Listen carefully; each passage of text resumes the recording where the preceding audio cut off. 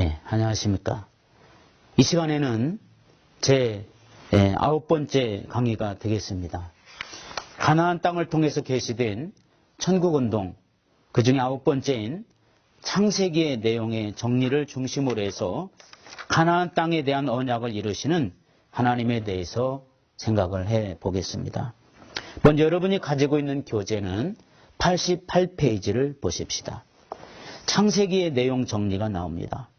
창세기는 크게 9가지로 우리가 내용을 정리할 수가 있습니다. 여기서는 일일이 다 공부할 수는 없고요.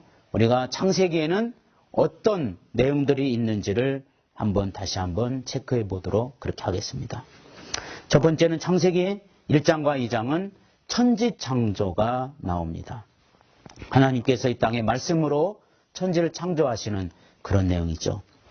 두 번째는 죄와 고통의 세상이 들어오는 내용이 창세기 3장에 나옵니다. 창세기 3장은 바로 하나님께서 인간이 범죄한 이후에 우리들이 꼭 구원받아야 될 중요한 내용들을 그 근원이 여기에 있는 거죠. 그 다음에 아담에서부터 노아 얘기가 바로 4장과 5장까지 나옵니다. 하나님께서 아담의 후손들 그리고 그들이 어떤 일을 했고 어떻게 흩어져 살고 하는 내용들을 쓰고 있습니다. 그리고 노아와 대홍수 네 번째 바로 창세기 6장에서부터 10장 있는 내용입니다. 이때 대홍수를 통해서 이 세상에 하나님께서 다시 한번 새롭게 세상을 재편하시는 모습들을 우리가 보게 되죠. 그 다음에 11장은 바벨탑 사건입니다. 여기서 인본주의의 마지막이 무엇인지를 분명하게 말해주고 있고 또 그 인본주의는 계속해서 세상에서 흩어져서 우리 신본주의자들을 괴롭히고 또 여러 가지 이런 하나님과 대적하는 이러한 세력들이 세상에 흩어져 있게 된다는 것을 우리에게 암시해주고 있는 내용이 11장입니다. 그 다음에 여섯 번째는 아브라함과 이삭에 대한 내용이 바로 창세기 12장에서부터 25장에 있는 내용입니다. 하나님의 약속이 본격적으로 그리고 가나안 땅에 대한 언약이 분명하게 기록되어져 있는 그런 부분이고 그런 일을 위해서 하나님이 일꾼들을 사용하셔서 쓰신다고 하는 내용이 25장까지 있는 내용입니다. 그리고 일곱 번째는 야곱과 에서에 대한 내용이 26장부터 36장까지 우리에게 보여주고 있습니다. 하나님은 에서의 역사를 하나님이 이제 침묵하시지만 야곱의 역사를 이어가시는 위대하신 하나님의 역사가 성경에 기록되어져 있는데 왜 야곱의 역사가 그렇게 중요한지를 우리는 창세기 26장에서부터 36장에 있는 내용을 통해서 우리가 알게 되었습니다. 그 다음에 여덟 번째는 요셉과 그의 형제들 37장에서부터 45장까지 있는 내용입니다. 하나님께서 요셉을 그 시대에 부르셔서 바로 그의 가족 야곱의 모든 자식들을 애굽으로 올라가게 하는 이 섭리와 역사 여기에 역시 하나님이 같이 가는 이 놀라운 역사를 우리에게 보여주고 있습니다. 아홉 번째는 애굽에서의 이스라엘의 백성들의 삶에 대해서 소개하고 있습니다. 46장에서 50장까지 이때는 하나님이 특별히 이제 애굽에 올라가서 인정을 받게 합니다. 그리고 하나님의 은혜와 축복을 누리게 하고 부귀와 영화를 같이 누리게 하는 이런 내용이 바로 창세기에 있는 전체적인 내용의 흐름이라고 볼 수가 있습니다. 우리는 이제 그 다음부터 출애굽기서부터 이제 공부하게 됩니다. 출애굽기, 레위기, 민수기, 신명기, 여호수아 이것은 이제 창세기에서 하나님이 계시하신 즉 아브라함과 이삭과 야곱에게 계시하신 가나안 땅에 대한 언약을 이루시는 하나님의 모습을 우리가 이 시간에 이제 공부하게 됩니다.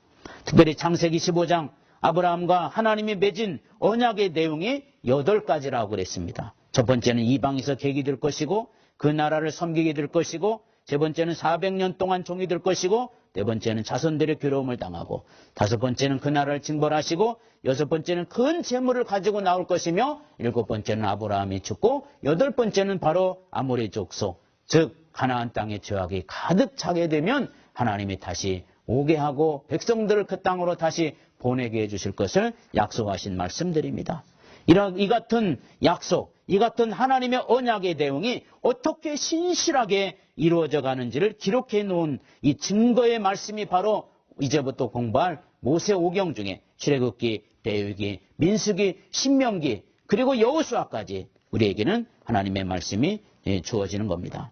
이처럼 창세기 15장에서 언약을 맺고 그리고 50장까지 그 언약에 따라서 애굽으로 내려가는 과정을 보았다면 이제는 아브라함과 맺은 언약의 과정 속에서 400년 동안 종노릇하고 하나님의 징계와 탈출되는 과정을 기록한 글이 바로 출애굽기입니다. 이 출애굽기는 애굽에 사는 것이 목적이 아니기 때문에 우리는 출애굽을 해야 된다는 것을 이 성경을 통해서 알 수가 있습니다. 애굽의 가치, 애굽의 문화, 400년 동안이나 젖어 있었던 이스라엘의 백성들을 이제는 그거를 전부 다 뽑아내야 됩니다. 뽑아내기 위해서 하나님은 가나안 땅을 향해서 가게 합니다. 그래서 마음은 애굽에 있고 몸은 가나안 땅에 가는 이런 상태로는 되지 않거든요. 그래서 애굽화된 모습을 벗어나기 위해서 완전히 하나님은 벗겨냅니다. 이것이 바로 모세오경의 전체적인 흐름입니다. 그 다음에 레위기는 어떤 책입니까? 레위기는 신정국가의 법, 즉 천국인의 문화를 기록해 놓은 책입니다. 여러 가지 제사법이 나옵니다. 그리고 하나님의 율법이 그 속에 기록되어져 있습니다. 정말 너무나 중요한 책이 바로 레위기입니다. 아마 그 레위기 책이 없다면 우리는 아마 하나님 앞에서 늘 징계와 채찍을 받을 것이고 우리가 하나님을 섬기는 일에 흔들려서 온전한 신앙인이 될 수가 없었을 겁니다. 여기에는 하나님을 어떻게 만나고 하나님의 백성으로서 어떻게 거룩하게 살아야 되고 천국인으로서 어떻게 이웃을 사랑해야 되는지를 교육하는 글이 바로 레위기입니다. 그 다음 민수기는 어떤 책입니까? 민수기는 광야 생활 속에서 이루어졌던 하나님의 특별 교육책입니다. 그 위에 그들은 불평하고 원망하고 그렇지만 그들은 하나님의 은혜로 여러 가지로 때로는 징벌도 받고 징계를 받지만 저주는 받지 않습니다. 왜요? 이건 하나님의 백성은 저주는 없습니다. 망하는 건 있을 수 있습니다. 징벌은 받을 수가 있습니다. 채찍은 우리가 받을 수가 있습니다. 그러나 하나님의 백성에게만큼은 저주가 없습니다. 그래서 기독교는 망하는 것이 아닙니다. 그래서 기독교는 때로는 고난과 핍박을 받지만 절대로 망하지 않습니다. 그걸 누가 보여줍니까? 바로 이스라엘의 백성들이 광야 생활에서 보여줍니다. 하나님의 진노와 징벌을 받아서 많은 사람들이 죽어졌지만 그러나 하나님은 또 다른 세대를 통해서 그 역사를 이루어가시는 분이십니다. 이처럼 하나님은 우리가 민수기를 통해서 말씀에 순종하며 그리고 그 속에서 살아가는 자에게 주시는 기적을 우리에게 베풀어 주시는 역사를 우리에게 보여주고 그거를 교육하는 것이 바로 민수기서입니다. 신명기는 어떤 책입니까? 신명기는 이제 이스라엘 백성들이 이제 가나안 땅에 들어가기 바로 직전에 모압 광야에 모였을 때 제2세대들에게 남긴 유언입니다. 이스라엘 백성들의 애굽에서 탈출해서 광야 생활을 1, 2년 하는 것이 아니라 40년이라는 긴 세월을 하게 됩니다. 1세대들은 다 죽고 2세대들이 다시 태어나서 가나안 땅을 향해서 가기 위해서는 하나님의 교육이 필요했습니다. 그것이 바로 신명기입니다. 신명기는 지난 40년을 회고하는 내용이 들어있고 레위기의 법을 다시 한번 교육하는 것이 나와 있습니다. 즉 새 세대들에게 필요한 공부죠. 새로운 세대들에게 새로운 세대 그리고 다음 세대를 이어가기 위한 하나님의 역사 그리고 가나안 땅에 들어가야 될 이스라엘의 백성들에게 꼭 필요한 말씀의 교육을 신명기에서 하게 합니다. 그리고 여호수아는 요단강을 건너서 가나안 땅 정복을 아브라함의 언약대로 이루어지는 분명한 내용들을 쓰고 있습니다. 이처럼 성경은 하나님의 언약이 얼마나 진실하게 성취되고 있는지 많은 사건들을 통해서 증거하고 있습니다. 아브라함과 맺은 언약 역시 때를 따라서 진행되어서 이루어지는 것을 우리가 볼 수가 있습니다. 성경은 분명하게 이렇게 증거하고 있습니다. 시편 105편 8절로 10절의 말씀 그는 그의 언약 곧 천대에 우리에게 말씀하신 천대에 걸려 명하신 말씀을 영원히 기억하셨으니 이것은 아브라함과 맺은 언약이고 이삭에게 하신 맹세이며 야곱에게 세우신 율례 곧 이스라엘에게 하신 영원한 언약이라. 또 출애굽기 2장 24절과 25절에 보면 하나님이 그들의 고통 소리를 들으시고 하나님이 아브라함과 이삭과 야곱에게 세운 그의 언약을 기억하사 하나님이 이스라엘 자손을 돌보셨고 하나님이 그들을 기억하셨더라. 출애굽기에 있는 내용을 우리가 보시면 하나님께서 분명하게 그렇게 얘기하는데 아브라함과 이삭과 야곱에게 하신 언약을 이루려고 하나님이 이스라엘의 백성들을 부르시고 그 속에서 하나님이 특별히 모세를 부르셨다라고 말하고 있습니다. 오늘 여러분의 교재 94페이지를 보시면 하나님께서 그 일을 이루기 위해서 하나님이 모세를 불러주시는 내용이 나옵니다. 하나님께서 모세에게 가나안 땅에 대한 하나님의 언약을 알려주십니다. 그리고 그 일을 이루기 위해서 모세를 애굽으로 보내게 됩니다. 주의 일꾼들이 하나님의 부르심의 목적, 이걸 정확하게 모르면 우리는 딴일 하게 되죠. 하나님의 모세를 부르신 목적, 아브라함과 맺은 언약 때문입니다. 모세를 부르시고 한 말이 그 다음에 출애굽기 3장 7절로 8절에 있는 말씀이 되겠습니다. 3장 7절 한번 다 같이 보겠습니다. 여호와께서 이르시되 내가 애굽에 있는데 백성의 고통을 분명히 보고 그들이 그들의 감독자로 말미암아 부르짖음을 듣고 그 근심을 알고 내가 내려가서 그들을 애굽인의 손에서 건져내고 그들을 그 땅에서 인도하여 아름답고 광대한 땅, 젖과 꿀이 흐르는 땅 곧 가나안 족속, 헷 족속, 아모리 족속, 브리스 족속, 히 족속, 여부스 족속의 지방에 데려가려 하노라. 그렇습니다. 오늘 여기 보게 되면 하나님께서 바로 모세를 부르시고 보내는 이유를 설명하고 있습니다. 여기에 보게 되면 하나님이 어떻게 한다고요? 첫 번째는 내가 내려와서, 우리가 하나님께로 가는 것이 아닙니다. 우리가 하나님을 막 돌을 닦고 수련을 하고 우리가 마음에 내공을 쌓아서 하나님을 만나는 게 아니라 그분이 우리 가운데 오시는 겁니다. 주인 그대로 그 모습 그냥 가지고 있으면 하나님이 내려와서, 분명히 그게 오늘 분명하게 말합니다. 하나님께서 오늘 출애굽기 3장 8절에 내가 내려가서, 두 번째는 어떻게 해요? 건져내고, 이 말이 나옵니다. 하나님이 우리를 분명히 보고 우리를 건져내고, 그리고 세 번째는 인도하여, 이런 말이 나옵니다. 아름답고 강대한 땅, 하나님의 젖과 꿀이 흐르는 땅, 이쪽으로 인도하여 내기 위해서 하나님이 우리에게 그쪽으로 어떻게 간다고 했어요? 바로 여부스 족속의 지방에 데려가려 하노라. 그래서 내가 너를 바로에게 보냈다. 이렇게 말합니다. 하나님의 사람, 하나님의 믿음의 사람을 보내는 이유가 분명합니다. 목적지가 분명하다면 어떤 목적을 가지고 가야 되는지를 우리들이 잃어버려서는 절대로 안 됩니다. 하나님의 백성들은 하나님의 위대한 뜻을 이루기 위해서 이처럼 하나님의 귀한 사명과 명령을 가지고 지금 가게 됩니다.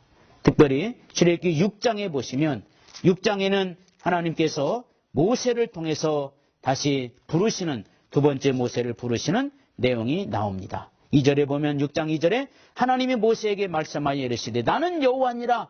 하나님이 분명하게 자기 자신을 소개합니다.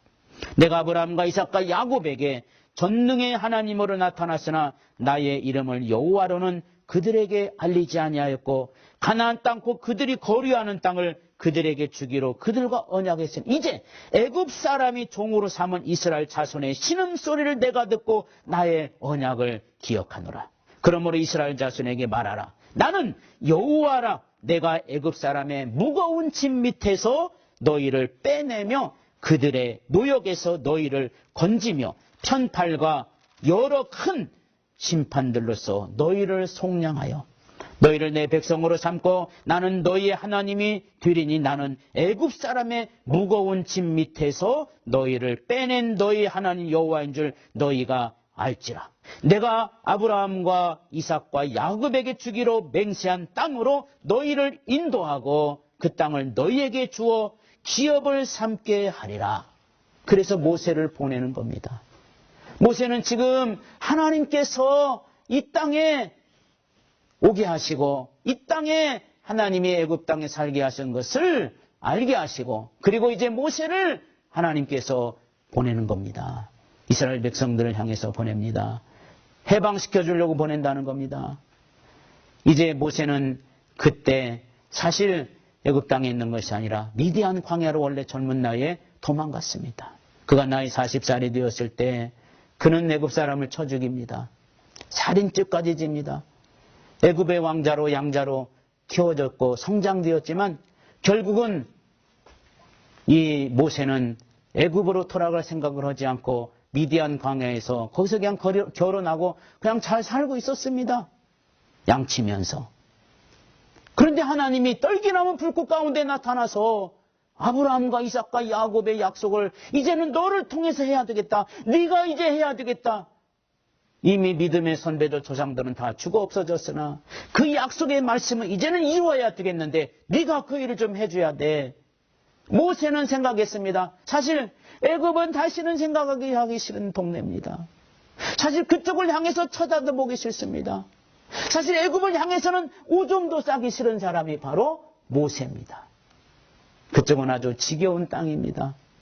다시 가면은 다시 살인자라고 하는 이것을 다시 잡힐까봐 그것도 있었지만 모세는 아주 지긋지긋한 애굽의 땅을 다시는 가고 싶지 않습니다. 그러나 지팡이 하나 들고 하나님이 가라고 하는 겁니다.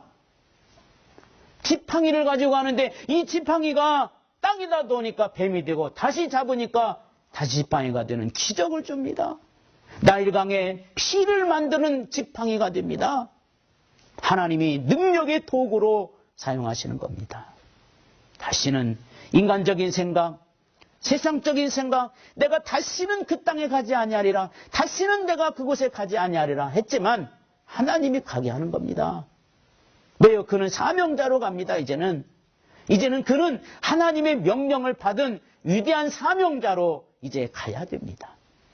그래서 하나님이 모세를 부르시고 가게 합니다. 아브라함과 이삭과 야곱에게 맹세하고 이루었던 그 약속을 이루어가는 겁니다. 이미 창세기 15장 이미 우리에게 말해줍니다. 13절로부터 쭉 보게 되면 이방에서 객이 되고 나라를 섬기게 되고 400년 동안 종이 되었고 자손들이 괴로움을 당하니까 이제는 하나님께서 그 약속을 이루시기 위해서 아브라함에게 한 약속을 이루시기 위해서 이제 모세가 가줘야 됩니다.